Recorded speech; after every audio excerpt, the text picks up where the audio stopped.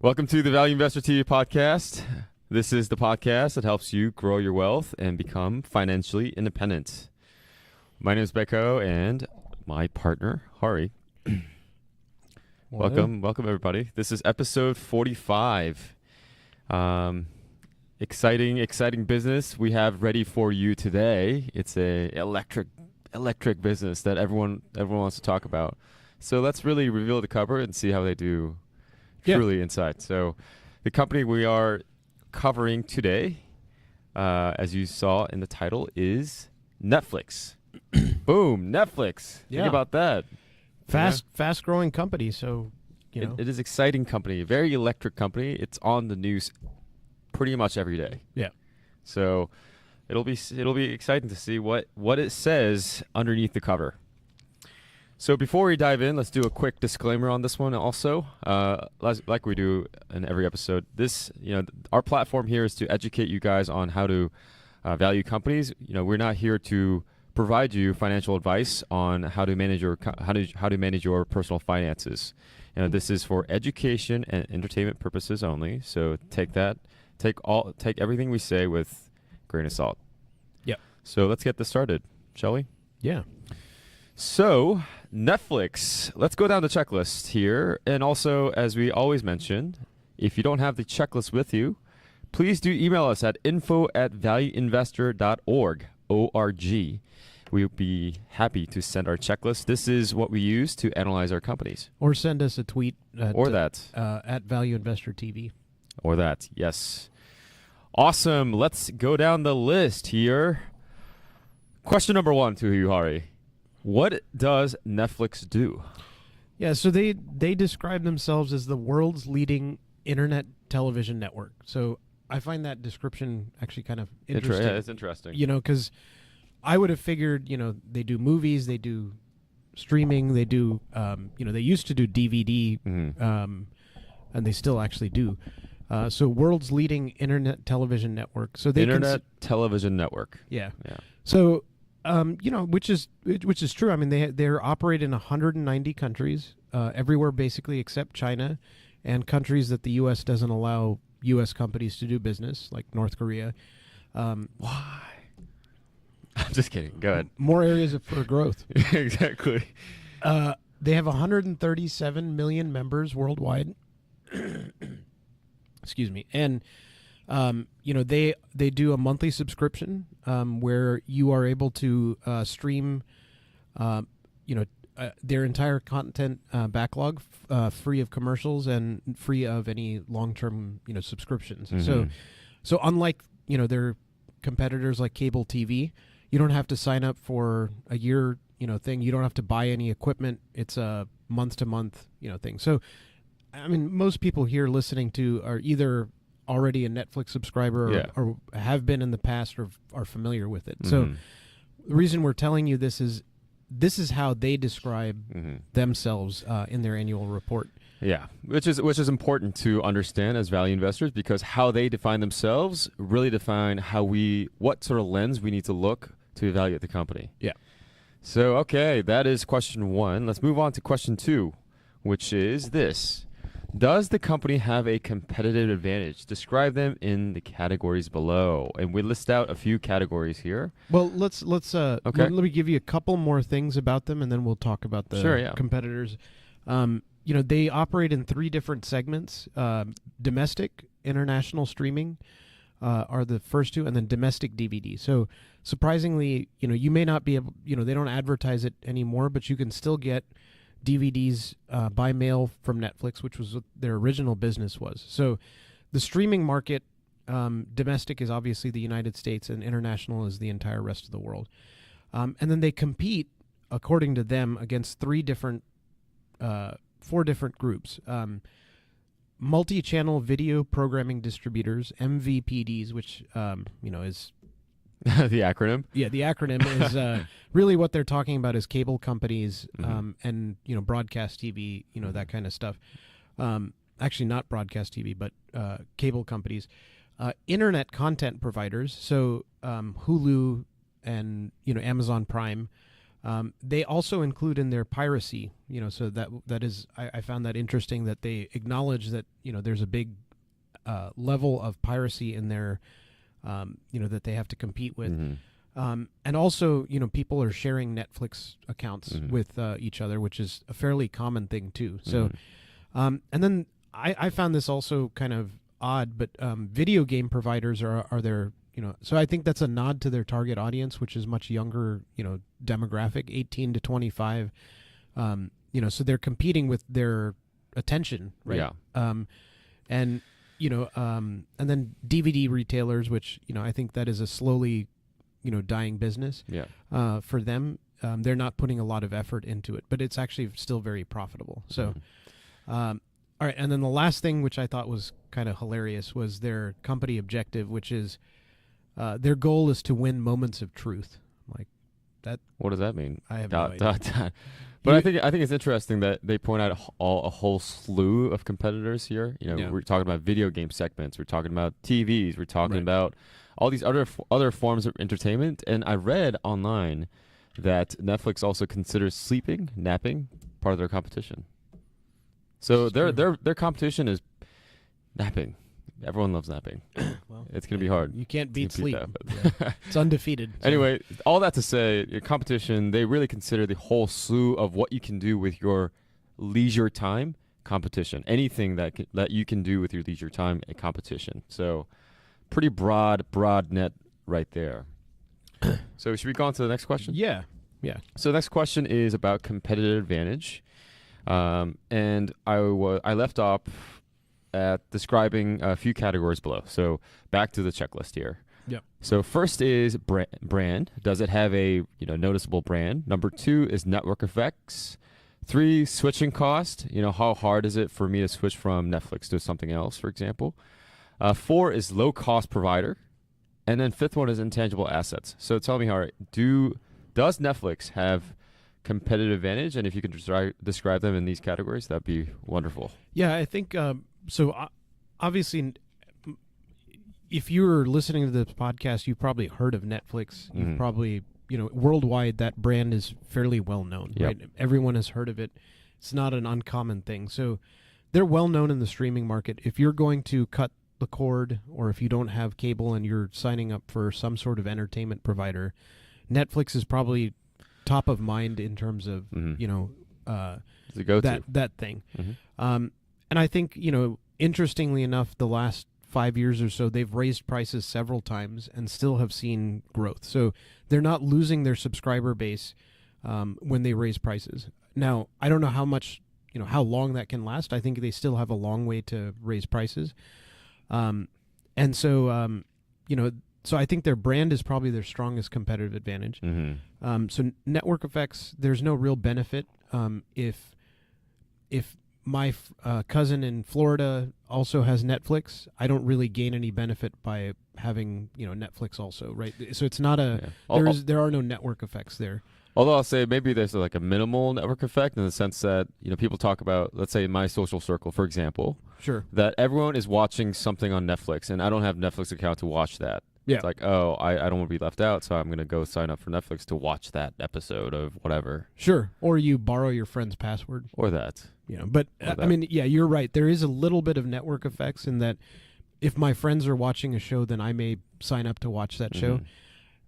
Is that how strong is durable, that? And how quantifiable is that? Hard to tell. Right. Yeah. But the, so switching cost, there's really no switching cost for this. They don't have a moat there that protects them. You can cancel your account at any time. There's no long-term contract. That said, they could change that, in the future. But as of the last, annual report, they didn't mention any plans to do a annual contract or anything like that. Yeah. Switching over from for example, this to Hulu. Yeah. It's not painful. For users, it's not painful. Right. I'm switching to this and then moving on unless you have something, something really compelling, some compelling content that only exists on Hulu or Netflix. Right. And it's not like bank accounts where you don't need 10 bank accounts. I mean, unless you're shady. You have one bank account for the most part. Yeah. And switching from one bank account to another is not a big deal. I mean, it's a big deal because it is all your bill pay and all of this stuff is tied to it, right? So switching from Netflix to another one, not a big deal. Not a big deal. Yeah, exactly. Or you may even have both. You know, you may have Hulu, you have Netflix, and you have Amazon Prime, and you can watch multiple things. Mm-hmm. You know. Okay, so the next one was low cost provider. Mm-hmm. Yeah, so that's a definitive no. You know, they have to spend a lot of money to get content right on their platform, and they don't have any competitive advantages. In fact, I would say, you know, their entire streaming platform uses Amazon's EC2. Mm-hmm. I mean, maybe they get a discount because of their scale with Amazon. I don't know, but they don't really talk about that as a thing. And so I don't see that there's any, you know, they have a low cost provider moat in the streaming business. Yeah, it's not built into the business structure, our business architecture. Yeah. Okay, next. So they do have some intangible assets, and those are their content itself, right? So they've built up, starting in 2012, started producing their own TV shows and movies, and they did that with the express intent that there are barbarians at their gate, you know, that other people will start getting envy of their, you know, their streaming, you know, platform and their 130 million subscribers. So now they're planning on licensed content, you know, reducing that and getting more of their own original content. So there's caveats to that, obviously. The you know, but for right now, I think those are the two. The brand and the intangible assets are their biggest competitive advantage. Yeah, exactly. So we'll talk about, you know, you bring up a really good point, which is, you know, the reliance on these content creators on the Netflix end, but we'll talk about that more in detail later. Yeah. And we kind of touched on, when we were going through these competitive advantage, we kind of touched on this question that I was going to ask you, which is, how durable are these competitive advantages?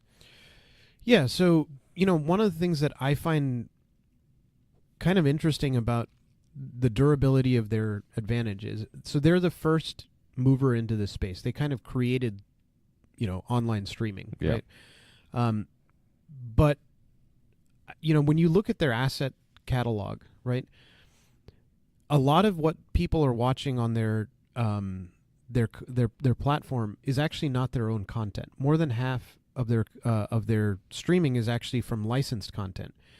So, and then now what you're seeing is the barbarians at the gate. Disney is starting their own streaming service. And actually has an enormous catalog, right? So let's talk about Disney for a second, even though this is about Netflix. Disney has a 75-year, 80-year history of producing content that they own fully, you know, licensed to. Mm-hmm. For them to put it on their own service basically costs them nothing, right?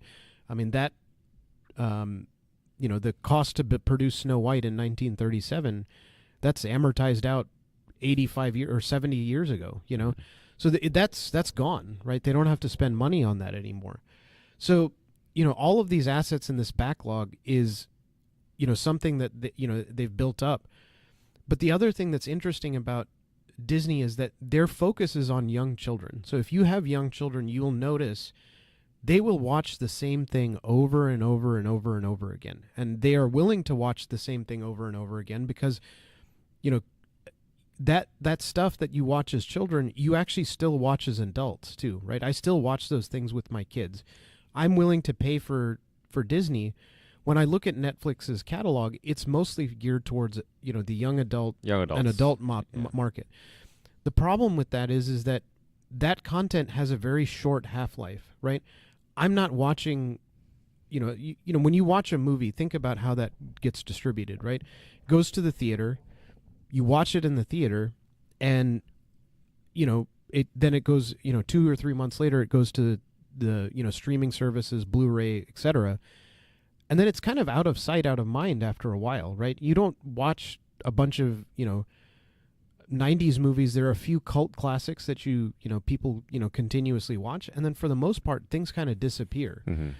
So, but children's content has a very different kind of, you know, longevity to it. Yeah. People are watching that for a much longer period of time. And so what I see, and I'm certainly not an expert, in this, but I do see that there is a longer tail that, Disney has for their content. And then they go and buy Fox, so they have an enormous catalog to offer. And so I think there's a compelling value for that. And, what I don't see with Netflix is, they've only been doing this for 4 or 5 years. It's going to take them a really long time to build up, that content backlog. And so the risk for them is the licensed content, is going to disappear, right? And so these services get spun up and people take their content off. So, they spend $100 million just to license Friends for 1 year. When Friends goes away, sure, people will watch other things on Netflix, but it's actually the 3rd most popular show on Netflix. I mean, when you look at the first most popular show is The Office. This was in November of 2018, so it's going to fluctuate a little bit. But The Office, Friends, and Grey's Anatomy were 3 of the top 4 things, and they don't belong to Netflix. And these other services, NBC and Warner and ABC, are going to start their own streaming services. Yeah. That's going to disappear. So what are they left with? And I think that, you look at some of the other content that they did produce, like Daredevil, is actually going to disappear from the service. So I feel like they have some things, but they're going to lose some of their competitive advantage as they go forward because they won't have that licensed content to be a backstop for them. So on that note, right, you're going to lose a lot of the content that's already on Netflix because all these other content providers are providing their own services, streaming services. Yeah. And now Netflix is investing heavily, really heavily, in their own original content creation. Right. And as you said, it is going to take a while for that catalog to build and really stick. Maybe to have, like you said, you talked about 90s classic, cult classics. Yeah. Maybe they'll land a couple of them. Right. It could be a possibility that, hey, maybe they could land a gigantic, series of movies that could really, really take them to the next level of being original content creators, and that could be kind of the, I guess from the Netflix executives' perspective, that's kind of what they're aiming for, right? Yeah. So you want to, you're putting in a lot of money as an investment to make sure that you create one of these big hitters, right? And then those big hitters, continuously serve your crowd on Netflix platform. Yeah. And I think, one thing that we should mention also is, when you look at traditionally the way TV shows were produced, the executives will order a pilot, they'll pay for the pilot, they'll broadcast or, watch the pilot internally, and then they'll say, you know what, wasn't a hit, or hey, it worked really well. And then they order a season, right? And then they're ordering a season at a time. Yep. Netflix orders the whole season up front, which is good for the content producer. Right? Yeah. Right? Because the producer can say, if I go to Netflix, I know that I'm going to get my money up front. Whereas I'm at more risk with the broadcast TV, like CBS or NBC. But see, the thing is that CBS is hedging their risk, because they don't know what people are going to want. Yeah, what is the consumer uptake on those things? Right. And the difference is that when Netflix is ordering it all up front, they may pay $100 million for a production of a show, for 20 episodes or something like that, and then they find out, or 50 million for a show, and then it's not as popular as they thought it would be. Yeah. On that note, I think that's a really interesting point that you bring up here. On that note, though, so the question here is, why don't they do that? What is inherent about that model that they can't put it here? So I think part of this is to attract the content producers to come to Netflix. I think right now Netflix is more attractive as a content producer. For the content producers. Yeah, for the contract producers, I should say. Because, hey, I can guarantee a full season. I have more creative control. I don't have to be, broadcast, FCC. I don't have to, follow those rules, so I can tell different stories. So that there's a compelling reason for them to go to Netflix versus, because they're competing with HBO and they're competing with broadcast TV and so on. But I think, I do think that, like, you have it's a slightly different model. It works better for content producers to come to Netflix. Yeah. But where it falls is that if they make a mistake, it's basically they've set that money on fire. Yeah. I think I think that's a really good point. It's really good for content creators to do business with Netflix because you get that money up front, you get that guarantee. Right. Especially in the show business, you don't know. I mean, the future is really bleak, or not bleak, but very kind of cloudy for a lot of these content producers. To have that guarantee is a big advantage for content producers. Right. But I'd also say, kind of bring up this point too. Let's say you and I are on got a seat on Netflix, and we're able to kind of make decisions on the whereabouts of the company. Yeah. If we were on that seat, I think this model is also compelling because we are trying to attract the best talent. Sure. Yeah. Right. We are the underdog in this field. Right. We are going in as an underdog to attract these top-notch talent, top-notch content creators. So providing these value propositions. This is our value proposition to you, the content creators, to come work with us. Yeah. So I think that's a really good point. Yeah. So, and one thing I would say though, to make that, the counter to that is Netflix focuses heavily on adult content and critically acclaimed type content, right? They had a movie that they thought would win the best picture this last year. But the interesting thing about that is look at, so there's a great thing that was done by PBS where they wanted their readers or their listeners to rate the best books of the 20th century.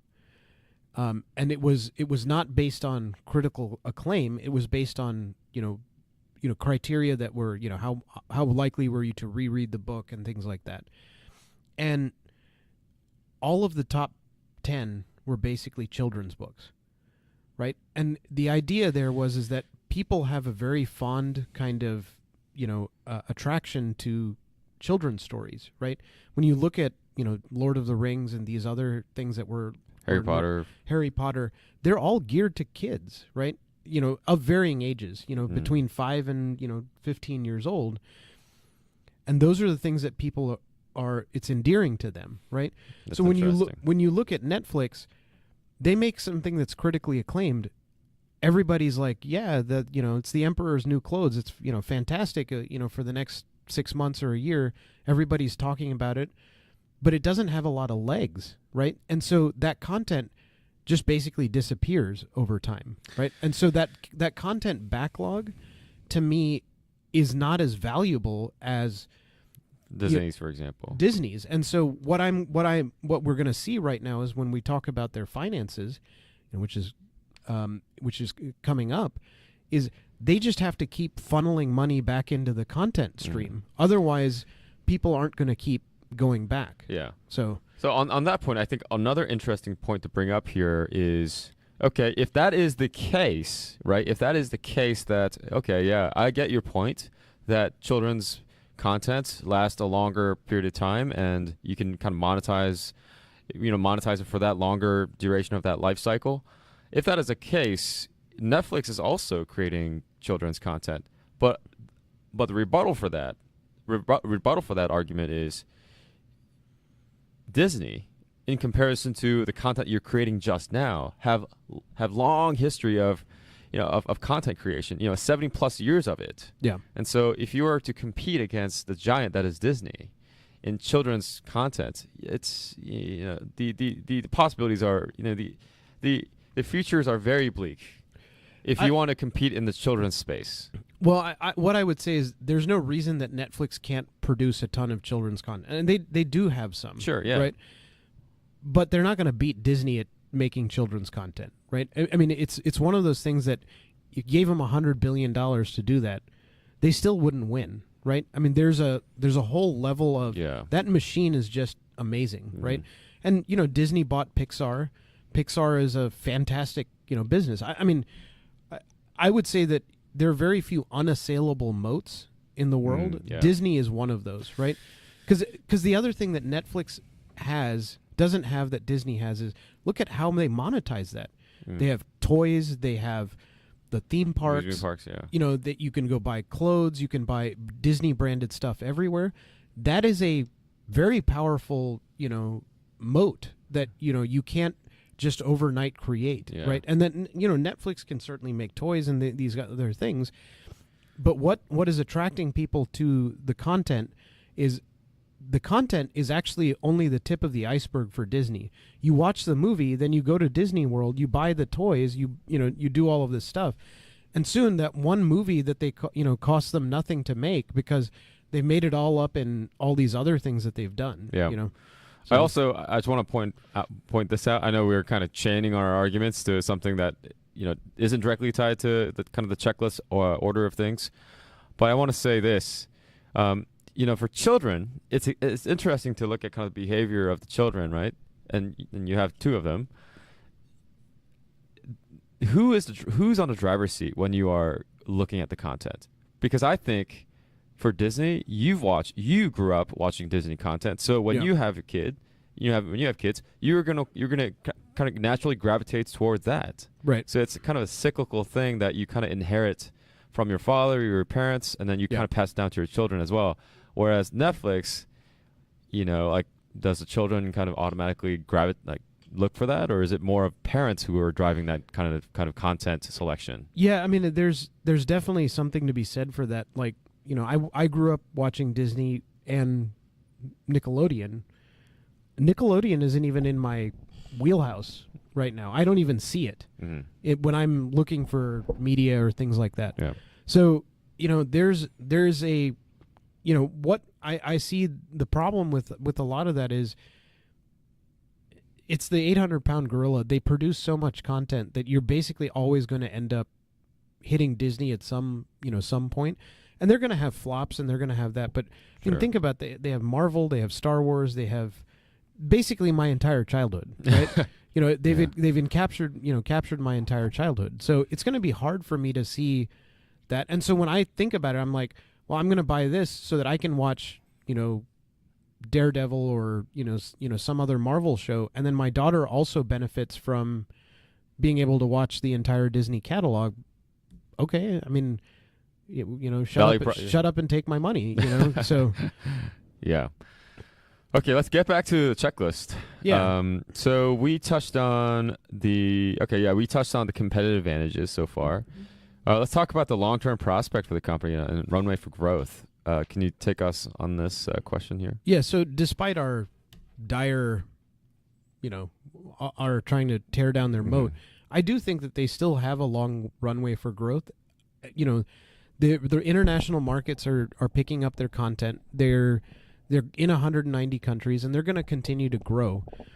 You know, and I think there's a lot of, you know, area for that. Where I don't know, you know, is when these other services start coming out, how does that affect them, right? Yeah. And I don't have the answer. I think the thing is, these are the risks I see.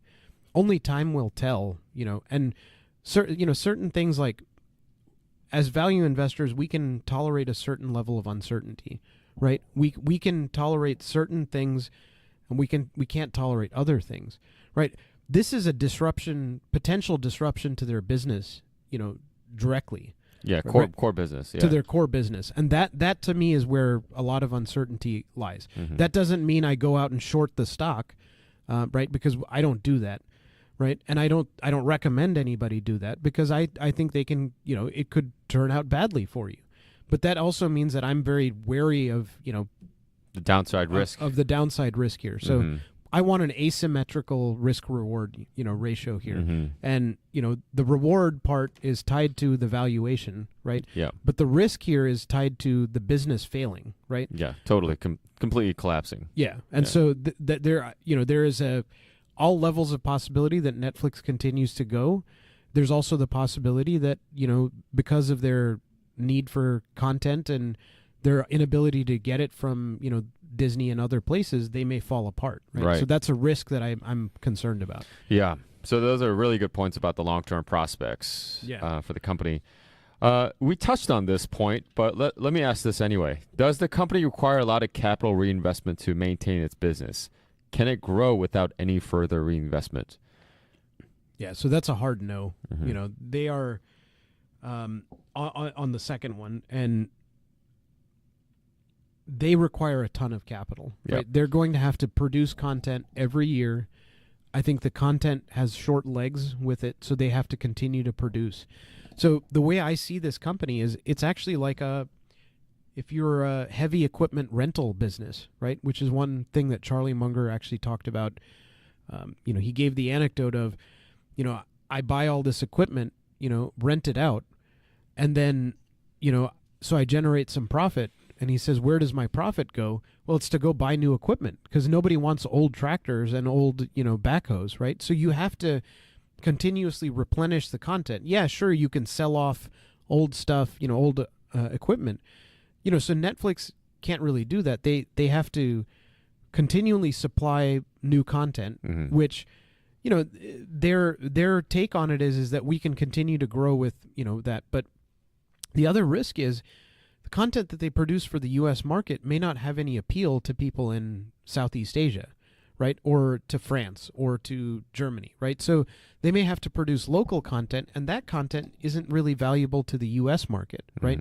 And they separate these out, in terms of how they amortize the content and what the cost of revenues and stuff are. And some content is global and some content is not. But it's also hard to tell, right? Yeah, that's an interesting point. The geographic, culturally, geographically kind of segmented market. There's not a lot of crossover between contents. Of course, there are some. Those are some of the big hitting movies. Obviously, it crosses border and crosses languages. But when you are creating when you're creating mass content, what is going to stick, what isn't going to stick. It's hard to predict that. Yeah, and that's just inherent risk in the show business, I imagine. Yeah, again, coming back to kind of your analogy there about Charlie Munger's analogy, I think that's really sound.